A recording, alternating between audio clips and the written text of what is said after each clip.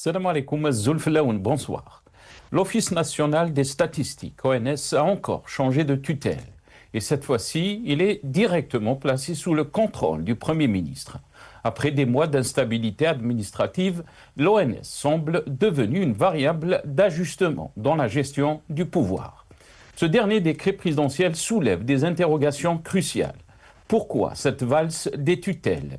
Et surtout, quelle est l'ampleur de l'impact sur l'indépendance de l'ONS, qui est censée garantir l'objectivité des données statistiques du pays? Depuis sa création en 1964, l'Office national des statistiques a joué un rôle essentiel dans la production des statistiques nationales, influençant directement la planification économique et sociale. Mais aujourd'hui, avec ces changements répétés de tutelle, l'institution semble être devenue un outil de manipulation politique et non plus un acteur indépendant. En passant de ministère en ministère, l'ONS perd sa stabilité et avec elle la confiance nécessaire pour produire des données fiables et impartiales. Les statistiques, en tant que véritables témoins de la réalité économique, démographique et sociale, ne peuvent être sous l'influence directe du pouvoir exécutif. Lorsque l'ONS devient une pièce dans le jeu politique, la tentation de manipuler les chiffres devient plus forte.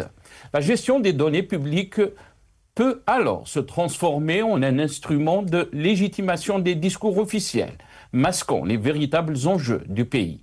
Dans tout pays qui aspire à une gouvernance moderne, la statistique est un pilier de transparence, un outil indispensable pour élaborer des politiques publiques crédibles. Mais lorsqu'elle devient un instrument du pouvoir, elle perd sa fonction première, informer, objectiver, éclairer.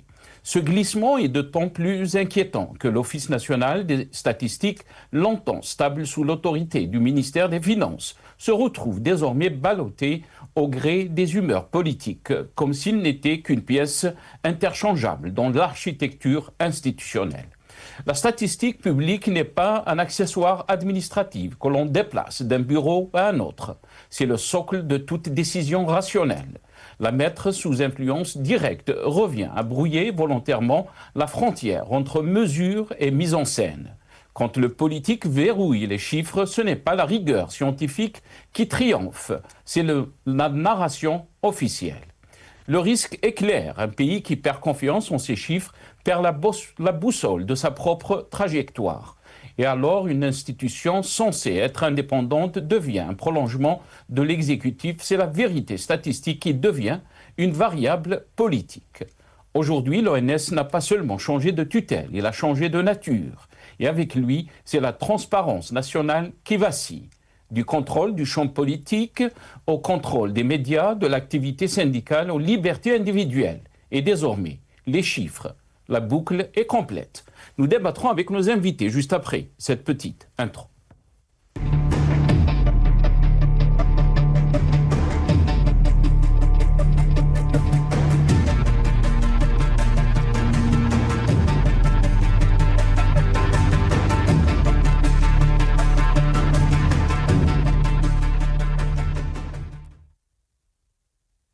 Algérie, l'Office national des statistiques, sous tutelle politique, la vérité sous contrôle. Point d'interrogation, c'est le titre de notre émission pour ce soir. Et pour en parler, j'ai le plaisir d'accueillir dans cette émission M. Mnowar Jadi, ex-député du FLN, ancien président de la Commission des Transports au sein de la PN. Il est avec nous depuis Alger par téléphone.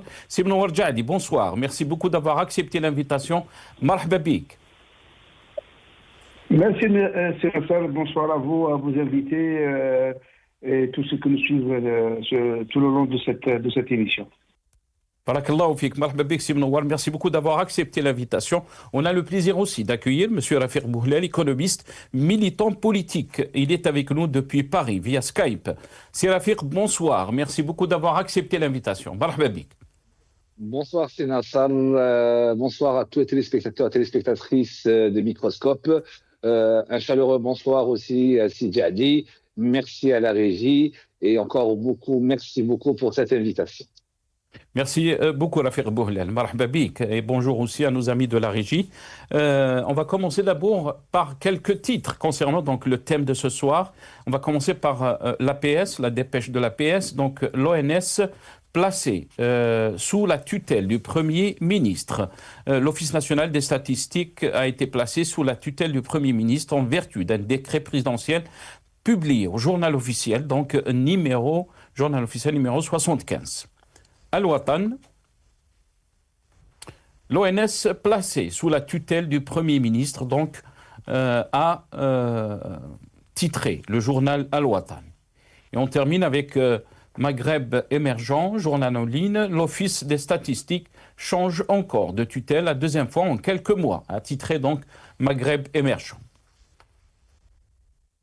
Voilà, quelques titres. Et on va d'abord regarder cette petite vidéo, Soundbite One, nos amis de la régie, avant de donner la parole à nos invités. On regarde. Décret présidentiel numéro 25-293 du 10 novembre 2025, conférant au Premier ministre le pouvoir de tutelle sur l'Office national des statistiques. Le Président de la République décrète, article 1er. Le pouvoir de tutelle sur l'Office national des statistiques est conféré au Premier ministre, qui l'exerce conformément aux dispositions prévues par la réglementation en vigueur. Article 2e. Sont abrogées les dispositions du décret présidentiel numéro 25-129 du 22 avril 2025 conférant au haut-commissaire à la numérisation le pouvoir de tutelle sur l'Office national des statistiques. Article 3e. Le présent décret sera publié au journal officiel de la République algérienne démocratique et populaire. Fait à Alger, le 10 novembre 2025. Abdelmajid Tebboune. Voilà, donc concernant le décret présidentiel qui concerne donc l'ONS, l'Office national des statistiques, qui passe donc sous tutelle du Premier ministre. Sibn Warjadi, je vais commencer cette émission avec vous. Première question, comment expliquer donc cette instabilité dans la tutelle de l'ONS ces dernières années? Est-ce que c'est un signe d'une gestion inefficace ou d'un désir de mieux contrôler l'institution? Merci, M. Nasser. Donc, à mon avis,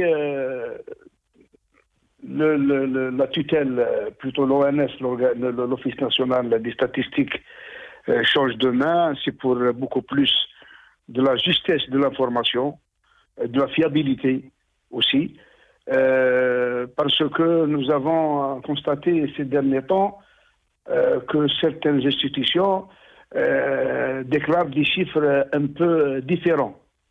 Et pour beaucoup plus d'efficacité, rattacher l'ONS sous tutelle du Premier ministre, ça donne beaucoup plus de crédibilité et beaucoup plus d'efficacité. Parce qu'il ne faut pas oublier, c'est Nasser, que la mission de cette organisation, de cette institution nationale, il assure la collecte et le traitement et la diffusion de l'information statistique socio-économique, comme le redressement, le recensement de la population et les enquêtes sur les entreprises, ainsi que les indices. Il publie aussi les indices des prix à la consommation, de la production industrielle et de la production agricole.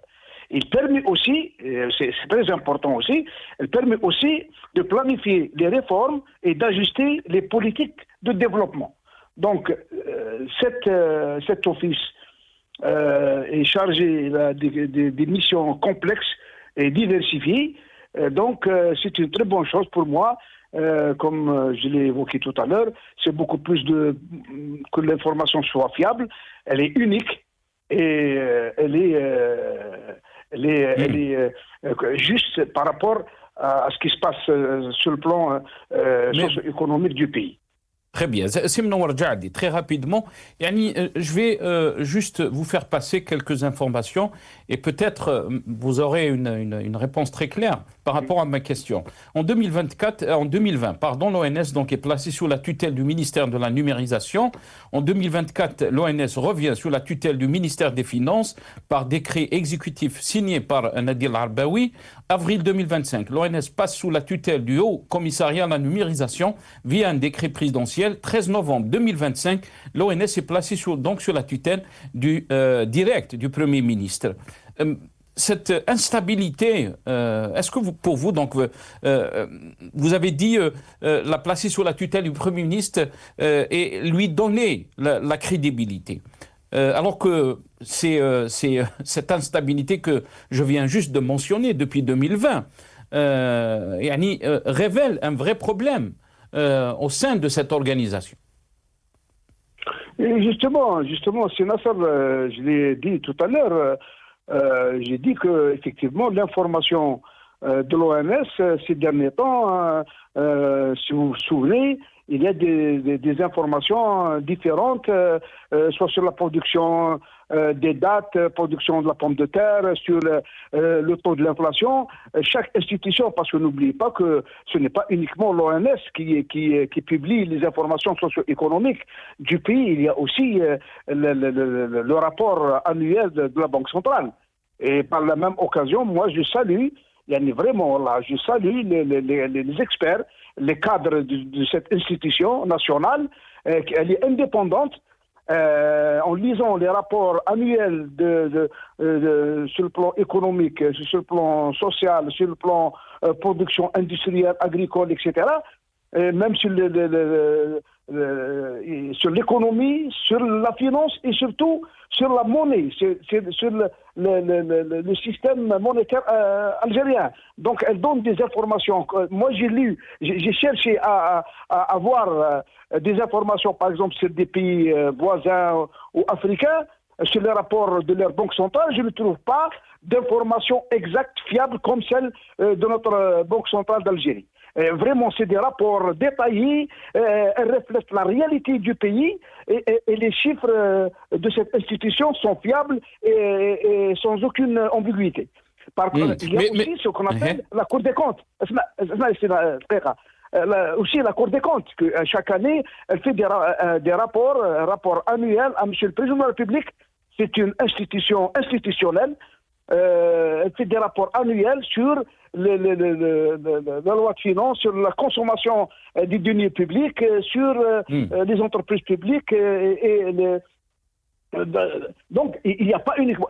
Maintenant, j'insiste à ce que moi personnellement, et je suis convaincu que l'OMS, vu la mission diversifiée, est très importante pour préparer, parce que l'information, c'est le pouvoir. Avoir une information juste, précise, c'est pour préparer l'avenir.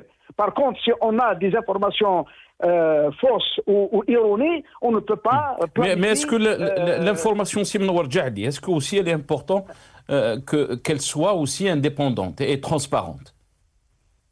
Le Premier ministre, le Premier ministère, ce n'est pas un parti politique, c'est l'exécution. On dit que le recensement, la publication de l'indice de consommation pour déterminer l'inflation, ces informations que ramasse l'OMS et les publie, c'est pour qui? C'est pour les responsables. Quels responsables? Ce n'est pas au parti politique, c'est justement au gouvernement, aux membres du gouvernement, pour que le gouvernement puisse planifier, planifier les actions futures pour améliorer la gestion économique et sociale de l'Algérie, justement. بين الفكرة سيمنا ورجعدي, ولكن ceux qui pose aussi des questions par rapport donc à la transparence et la manipulation des chiffres par l'exécutif. On va d'abord écouter dans ce passage, avant de donner la parole à Rafiq Bouhlel, ces derniers mois, par exemple, des dernières semaines, les déclarations de Bengrina concernant donc les chiffres en Algérie. On l'écoute. ما نذكرش اسم هذا الوزير هذا موجود الآن وكان يطمح إلى مناصب أعلى من منصب وزير.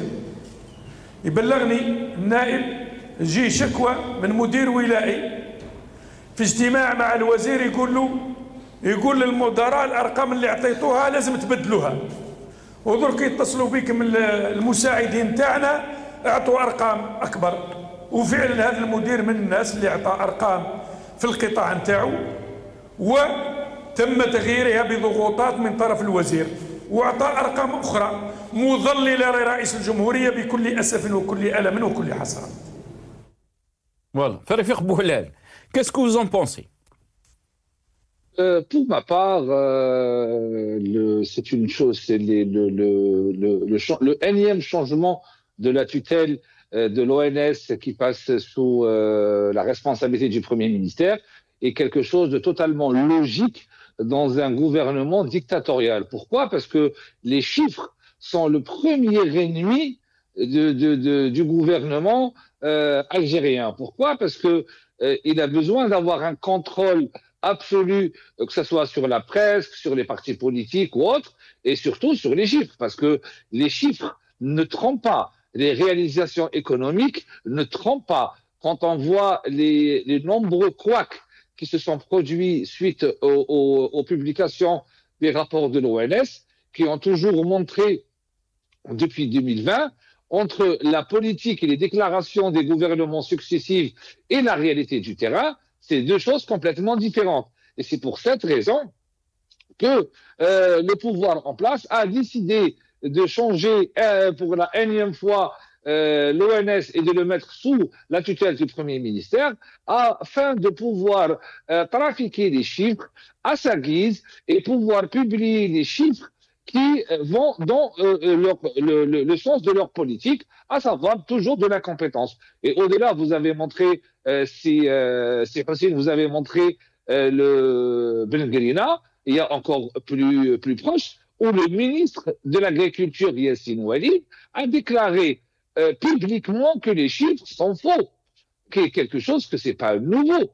Et quand on parle d'une bonne gouvernance, je prends un exemple que M. Djadi maîtrise parfaitement, à savoir le transport. Quand on va sur le site de l'ONS et quand on prend le dernier rapport concernant le parc automobile algérien, il est bien précis et il est bien noté et il est bien démontré que le parc est vétuste, que le parc automobile, bus et autres, a dépassé largement sa durée de vie, et c'est pas pour autant que le ministre des Transports avait pris les bonnes décisions en temps et en heure pour éviter le drame comme celui d'Al-Harrach qui a coûté la vie à 19 personnes. Et après lui, après ce drame, malheureusement, il y a encore eu d'autres drames dus à la bêtise des transports. Ça veut dire, même quand ils ont les rapports sous les yeux, ils ne travaillent pas et ils n'utilisent pas ces rapports pour prendre les bonnes décisions. Et aussi, je vais rebondir sur le conseil comment dire, il y a le Majlis A'la al-Muhasaba, la Cour des comptes. Rappelons que le dernier rapport de la Cour des comptes a coûté la place à son président, où il a été mis à la retraite par décret présidentiel, vu que le rapport de la Cour des comptes était alarmant et était sans équivoque sur le déclin de l'économie algérienne, sur le déclin sur la consommation, l'augmentation des prix et l'inflation. Et la réponse était sanglante par le président de la République, Abdelmadjid Tebboune, qui l'a, par décret présidentiel, mis à la retraite. Pour vous dire, les chiffres sont un des ennemis les plus importants du gouvernement, parce qu'ils montrent la vérité et la réalité du terrain. Quand on parle de développement économique, quand on parle de la bonne santé du dinar algérien, quand on parle de la consommation en hausse et quand on parle des chiffres de chômage en baisse, mais dans la réalité, le dinar s'effondre totalement, le chômage sur le site de l'ANEM ne sont plus publiés, la Cour des comptes ne publie des chiffres, et l'ONS rentre dans cette mécanique, à savoir, à partir d'aujourd'hui, on va voir tous les rapports de l'ONS qui vont être des rapports faussés, basés sur des chiffres faux, et allant dans la continuité de la propagande des réalisations fictives du gouvernement. Mais quand il dit, Simon Warjadi, Rafiq Bouhlal, que donc l'ONS qui passe sous la tutelle du Premier ministre, on est dans l'exécutif, on n'est pas dans un parti politique, a dit Simon Warjadi.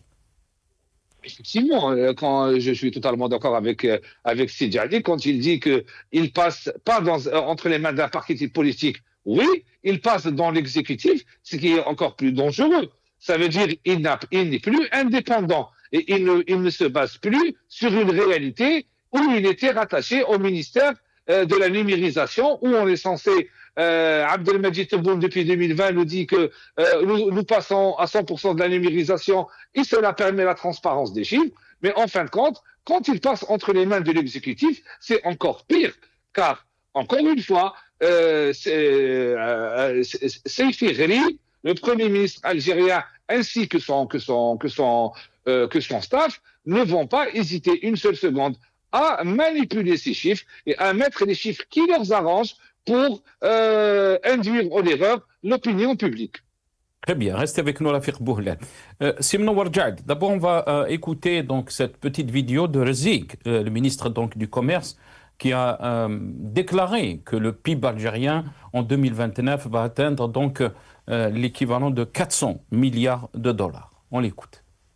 2027 راح نتجاوز البي في تاعنا 400 مليار دولار وان شاء الله في نهايه 2029 ستكون الجزائر الاولى او الثانيه اقتصاديا عندما نتجاوز ان شاء الله 500 الى 600 مليار دولار وهكذا نرجع الى مكانتنا الحقيقيه. احنا ما نحبوش نكونوا طروازيام كاتريام عيانه، احنا الجزائريين من طبع يحب دائما يكون فوق في العلاني في الصباح. 2027 Il a avancé donc le chiffre, un PIB de 400 milliards de dollars en 2029. Les prévisions, d'après donc Rezik, le ministre du Commerce, il a parlé donc de 500 à 600 milliards de produits intérieurs bruts, donc le PIB. Simon Warjadi, cette peur ou ces interrogations qui sont soulevées, donc de changer de tutelle à l'Office national des statistiques, sur la manipulation des chiffres. Et on a entendu Rafiq Bouhlel qui a soulevé cette question. Est-ce que vous pensez qu'on est dans cette logique, puisque les chiffres même sont les politiques donc, qui sont conduites par le Premier ministre, par le gouvernement, par le chef de l'État Abdelmajid Tebboune, lui qui parle donc qu'il avance des chiffres très positifs. Est-ce qu'il n'y a pas un risque de manipuler ces chiffres? Et on a entendu Simon Warjadi, on a entendu Ben Grina qui a dit qu'il y a une personne, un député, qui a parlé donc d'une occasion où on parlait de falsification de chiffres. Et c'est ça le danger réel, d'après des observateurs, donc Ben Warjadi.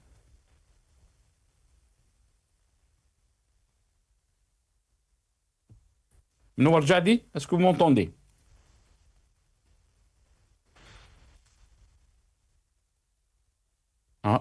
Je pense qu'il y a un petit souci. On a perdu Noah Djahdi. On va essayer de... nos amis de la régie, donc, vont essayer de...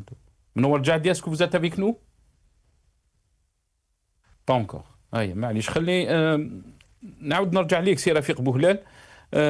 رفيق بوهلال يعني pourquoi l'Office national des statistiques est importante de garder son indépendance? Pourquoi c'est important et c'est primordial, au-delà de l'importance, c'est vraiment quelque chose de primordial que l'Office national des statistiques garde son indépendance, parce que c'est grâce à ces chiffres, à ces enquêtes, à ces données que l'exécutif et le gouvernement prennent des décisions, prennent une politique à long terme, une politique socio-économique et économique pour répondre aux aspirations du peuple algérien en matière de consommation, d'inflation et de développement économique. Et c'est une chose primordiale aussi qu'elle soit indépendante, c'est parce qu'elle garantit des données fiables qui sont aussi reprises par les instances internationales.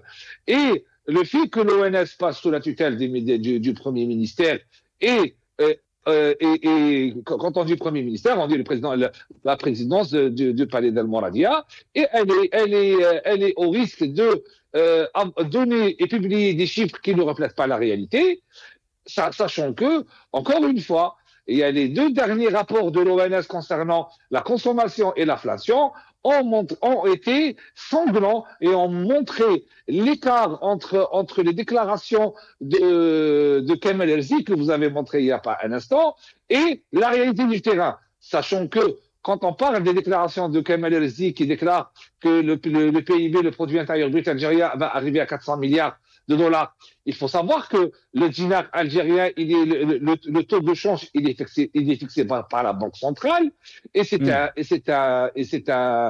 taux qui n'est pas réel, parce que le taux réel du dinar face à l'euro, c'est le taux du square.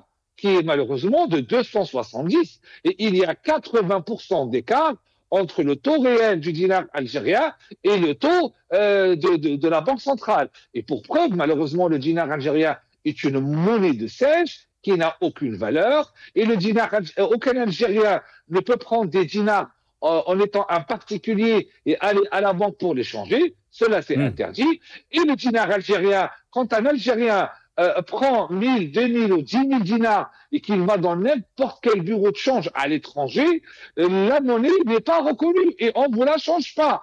Donc, même sur les chiffres du PIB actuellement qui donne l'Algérie avec un PIB de 267 milliards de dollars, c'est un chiffre qui est erroné. Parce que la réalité est que le PIB, quand on prend le taux qui est échangé dans le square, retombe à 153 milliards de dollars uniquement et non 267 milliards.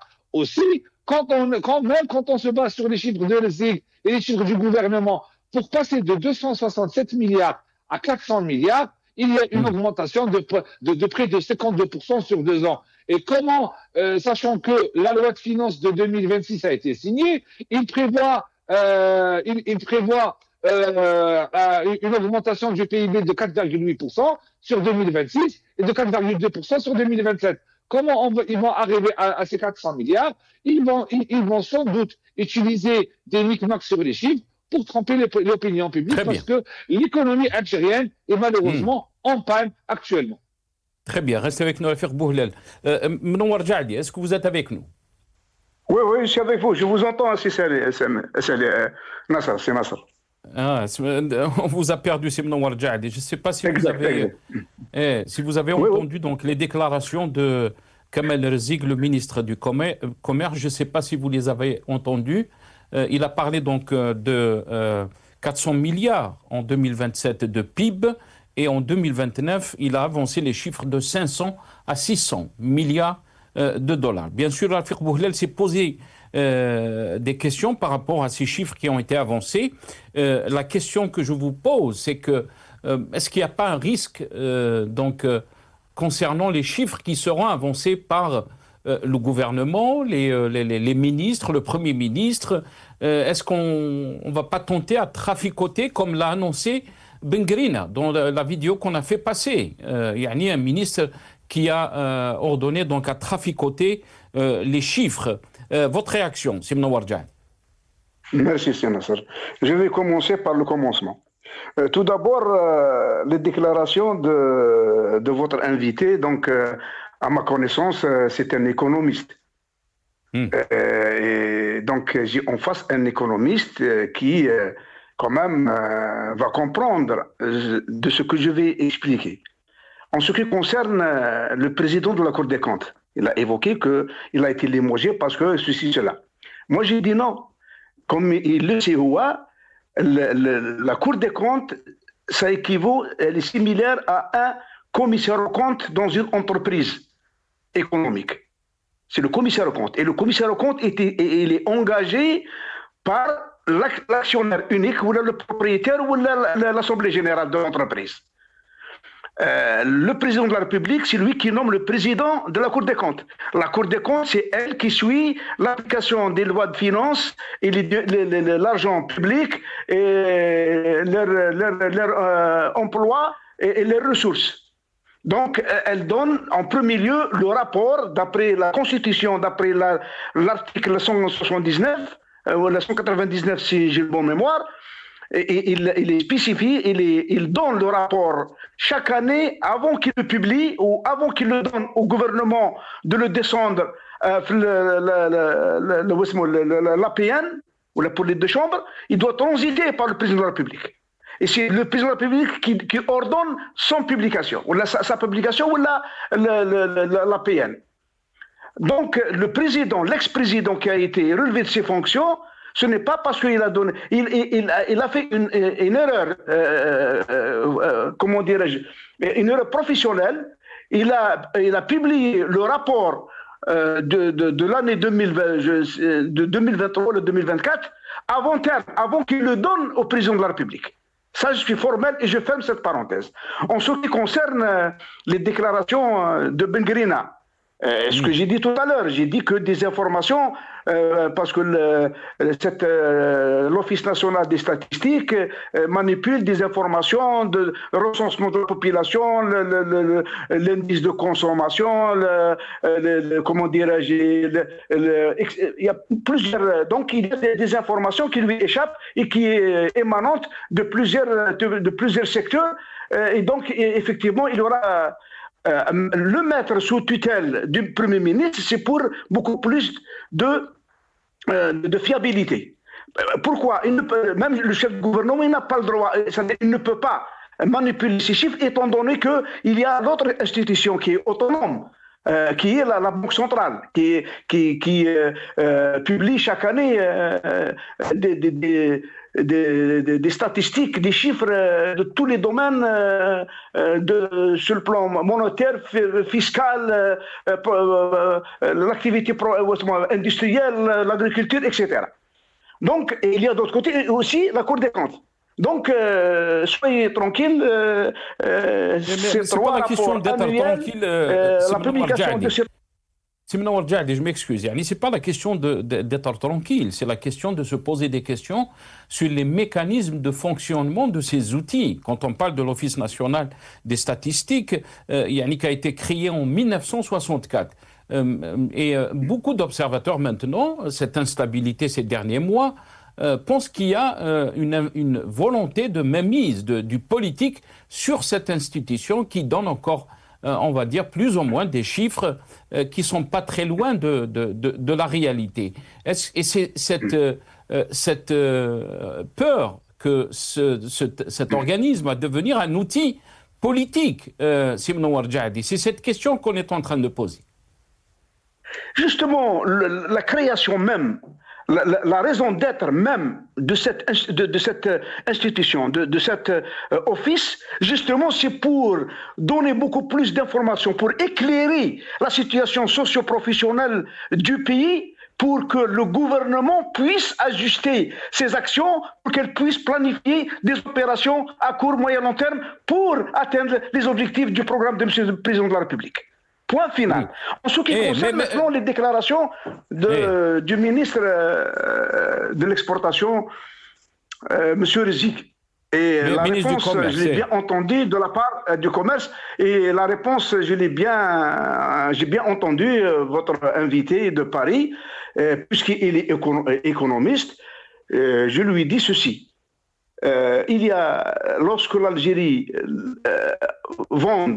exporte le pétrole, le gaz, des produits hors hydrocarbures, elle reçoit l'argent en dinars. La conversion est en dinars. Et le dinar converti, c'est en dollars et non pas en euros. Et de deux, le dollar, il est converti par rapport au taux de change officiel.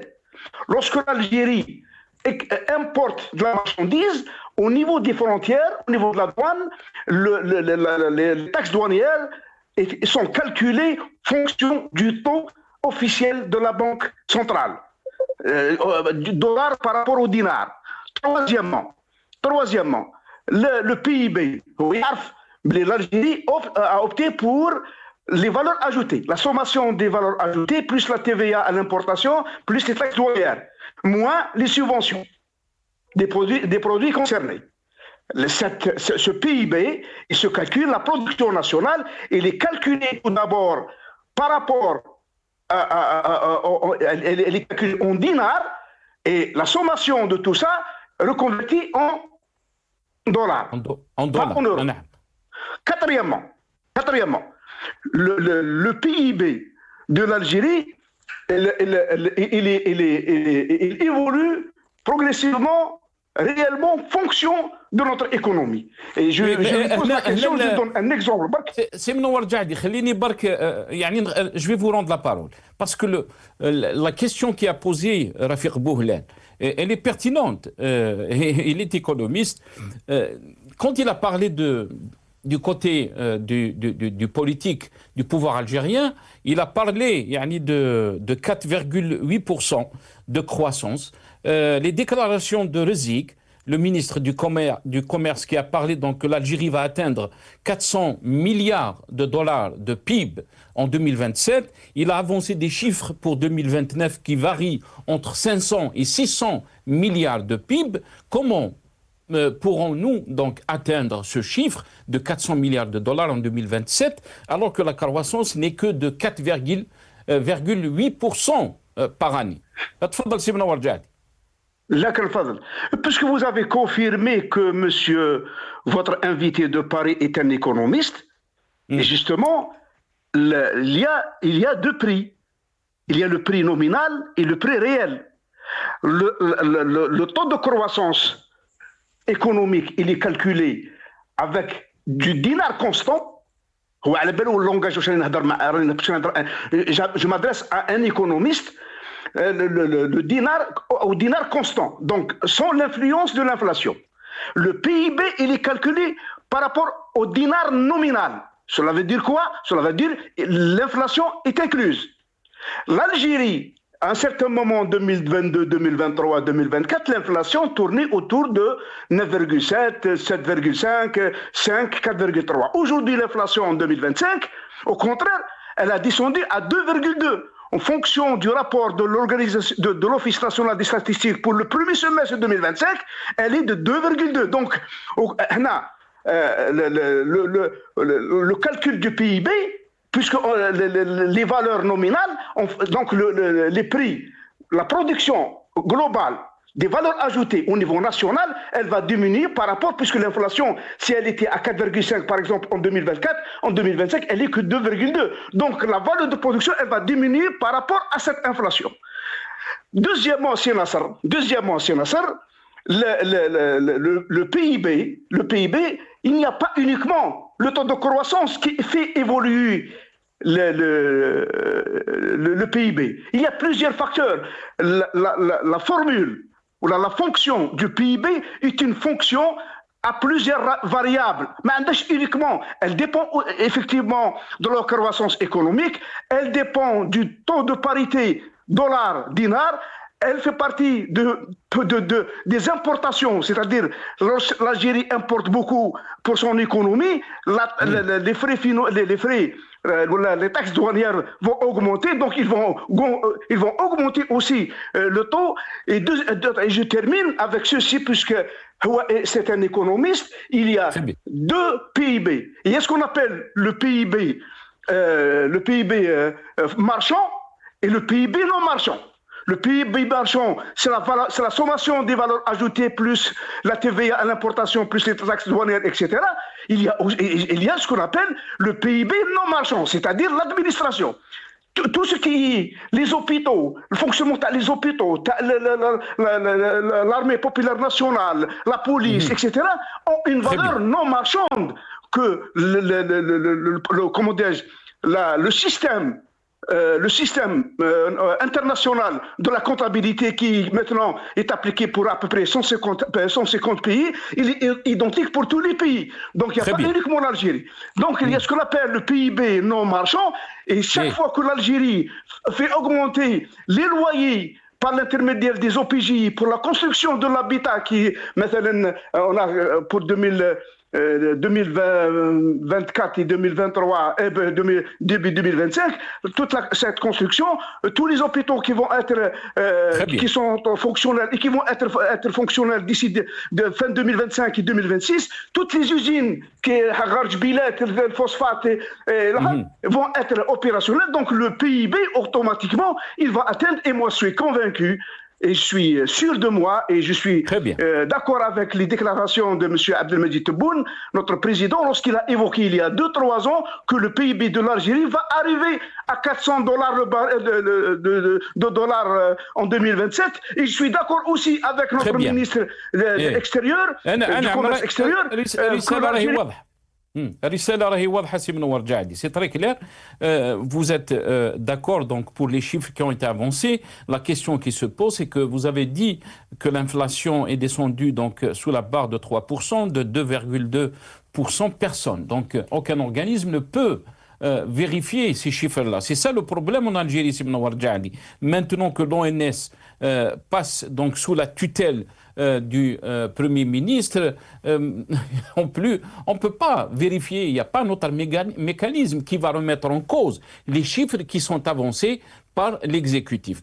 Si Rafiq Bouhlel, si vous voulez bien sûr répondre à Mnowar Jadi, il a avancé bien sûr des mécanismes de fonctionnement de l'économie et comment l'Algérie a les moyens d'atteindre donc ces chiffres. Les chiffres sont là, sont réels et les chiffres ne montent pas. Qu'est-ce que vous en pensez? Alors, moi, je vais répondre à Sedjadi, qui est un ancien parlementaire et bon, il défend le bilan de Abdelmajid Tebboune, mais je vais démontrer par A plus B que tout ce qu'il dit est totalement faux. Pourquoi? Donc, je vais aller sur le premier point. Le président de la Cour des comptes est comme l'équivalent d'un commissaire aux comptes pour certifier les comptes d'une entreprise. Lui, il certifie les comptes d'un pays. Oui, c'est vrai. Pourquoi il a été limogé? Parce qu'il a publié des chiffres de 2023 et 2024 avant la fin de l'année et avant qu'elle passe à la présidence de la République pour être manipulée à leur guise. Oui, il a totalement raison. Pourquoi? Parce que les chiffres de 2023 et de 2024 en matière de gestion du pays, en matière de gestion des finances des pays sont totalement catastrophiques et ils ont créé une onde de choc, un séisme dans les milieux économiques qui montre la gravité de la mauvaise gestion du gouvernement. Et c'est pour cette raison que la Cour des comptes, l'ONS ou autres organismes doivent passer par les mains de l'État afin de manipuler les chiffres et de publier des chiffres qui vont dans leur sens. Deuxième des choses, ça c'est concernant la Cour des comptes. Deuxième des choses, concernant le PIB. Le PIB nominal, PIB pas nominal, en euros ou en dollars. Effectivement, le dollar, le PIB se compte en dollars et non pas en euros. C'est pas un souci, c'est une question de monnaie. La monnaie algérienne est une monnaie de singe. Elle n'est pas reconnue et elle n'est pas convertible. Elle est utilisée uniquement en Algérie et c'est la Banque centrale qui fixe le taux de change. Mais dans un pays comme l'Algérie, où la production intérieure brute est essentiellement composée de 96% d'exportation des hydrocarbures, comment peut-on arriver au chiffre de 400 milliards alors qu'on n'a pas une économie diversifiée et que depuis 2020 à 2025, là on est à la fin de 2025, il reste à peine un mois, et pendant les 6 dernières années, le président de la République et son gouvernement déclarent que ils ont mis des programmes, ils ont diversifié l'économie, mais à ce jour, on ne voit aucun changement, car le PIB reste toujours à 96% d'hydrocarbures, et plus grave encore que l'appareil productif de la Sonatrach a baissé de 1,1 million de barils par jour à moins de 900 000 de barils par jour. Ça veut dire que on a moins de pétrole à exporter, on a moins de gaz à exporter, sachant que ce gaz et ce pétrole est essentiellement notre seule source de revenus. Deuxième des choses, concernant le projet Rajbilet. Le projet Rajbilet ne verra jamais le jour parce que le coût de production de ce projet coûte entre les 20 et 30 milliards de dollars d'investissement entre la ligne ferroviaire, l'exploitation, etc., pour qu'à la fin, on ne pourra jamais exporter les 15 ou 20 milliards de dollars promis par Abdelmajid Tebboune. Et pour preuve, Monsieur le ministre de l'Énergie, Mohamed Argan, déclare dans ses entretiens privés que c'est un projet qui est extrêmement coûteux et qui ne va pas ramener l'argent nécessaire. Et c'est pour cette raison qu'en 2029, je souhaite de M. Jadi pour qu'on puisse voir et vérifier de nous-mêmes et ressortir nos archives et vérifier cela. En matière d'économie intérieure, l'Algérie en 2026, sur le plan de finances de 2026, on a un déficit record qui représente pas moins de 50% du budget de l'État, avec une économie extrêmement en panne où pas moins de 35 000 ayats du pays ne produisent pas 1% de la recette fiscale du pays. Cela veut dire c'est que on a peu d'entreprises, on a beaucoup de chômage, les projets, les 15 000 projets annoncés par le CREA n'ont jamais vu le jour, ou sans les investissements étrangers, pour arriver à 400 milliards de dollars de PIB, il faut une économie qui tourne à plein régime, il faut que la bureaucratie soit levée à tous les niveaux, mais ce qu'on voit depuis l'arrivée de Abdelmajid Tebboune, et surtout de Kamel El-Zik à la tête du ministère du Commerce extérieur et du ministère du Commerce, qu'il y a eu des centaines de restrictions bureaucratiques qui ont freiné l'économie et qui ont bloqué la croissance du pays, et on ne pourra jamais arriver à ce chiffre-là.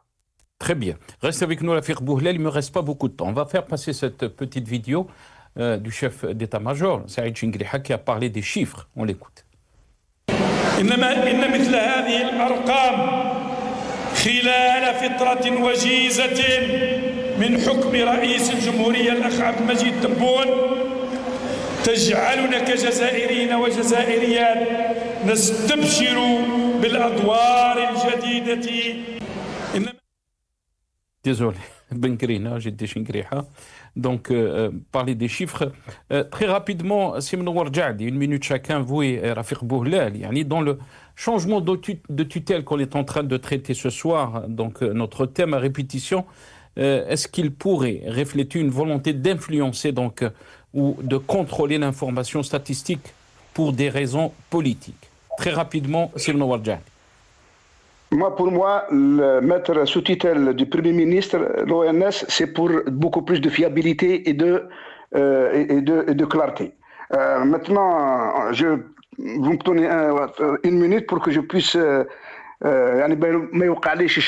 effectivement, votre invité n'est pas un économiste. Étant donné que je lui rappelle que la contribution des hydrocarbures dans le PIB, il est que 17%. Et je lui laisse le soin de vérifier ça, tous les rapports de la Cour, de la Banque centrale et tous les rapports de la Banque mondiale et du FMI. Je dis bien, les hydrocarbures, les exportations des hydrocarbures contribuent, ou l'industrie pétrolière contribue à 17% du PIB. Et de deux, M. Abdelmajid Tebboune, notre président, il a gagné le pari de la diversification de l'économie. Nous sommes dans le bon chemin pour atteindre en finalité d'ici 2027. Pourquoi? Parce que la fiscalité des hydrocarbures, elle diminue de plus en plus. Maintenant,